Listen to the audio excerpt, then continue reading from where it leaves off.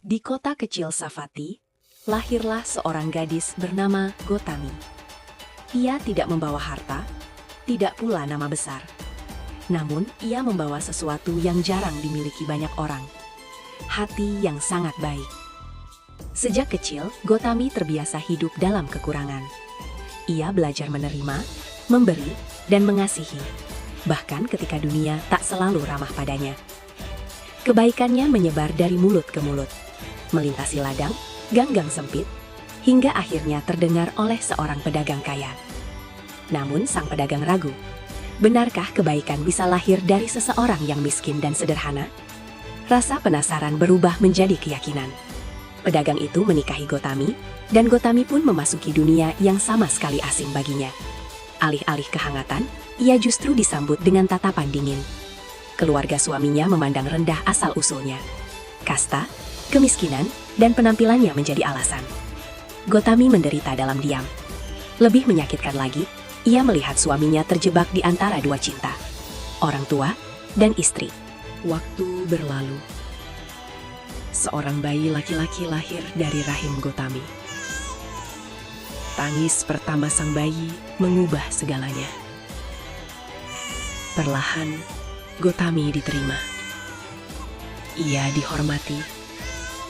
Ia dicintai.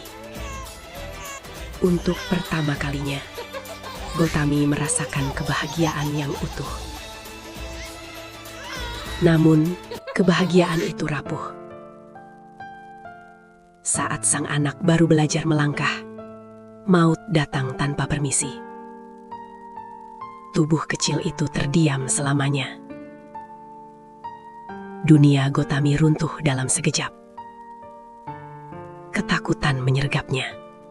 Aku akan disalahkan, aku akan ditinggalkan. Pikiran Gautami kacau. Ia belum pernah melihat kematian sebelumnya. Dalam benaknya, anak itu tidak mati, hanya sakit.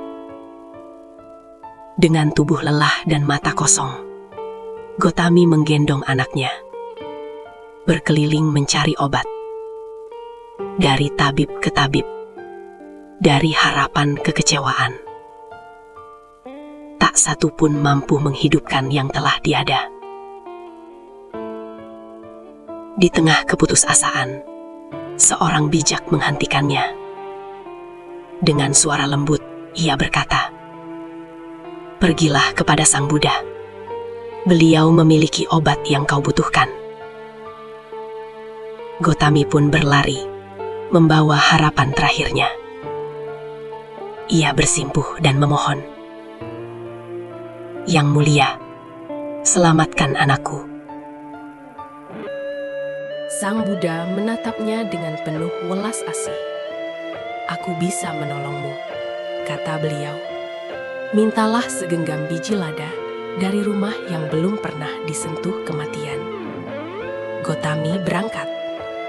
Satu rumah, dua rumah, puluhan rumah. Setiap pintu yang terbuka membawa cerita duka yang sama. Ayah, ibu, anak, pasangan, semua pernah pergi. Hari menjelang malam, langkah Gautami melemah. Tangisnya pecah. Saat itulah ia mengerti. Ia tidak sendiri. Kematian adalah bagian dari kehidupan. Setiap kelahiran pasti berujung perpisahan. Di bawah langit senja, Gautami menatap anaknya untuk terakhir kali. Bukan lagi dengan kelekatan, melainkan dengan penerimaan. Ia memakamkan sang anak di hutan dengan hati yang telah tercerahkan. Gautami kembali, bukan sebagai ibu yang putus asa, melainkan sebagai manusia yang telah memahami kehidupan. Sejak hari itu, Gautami memilih jalan kebijaksanaan. Ia menjadi murid kepercayaan Sang Buddha, dan kisahnya hidup sebagai pengingat abadi tentang kehilangan, penerimaan, dan pembebasan. Gautami mendapatkan makna kehidupan justru dari kematian anaknya.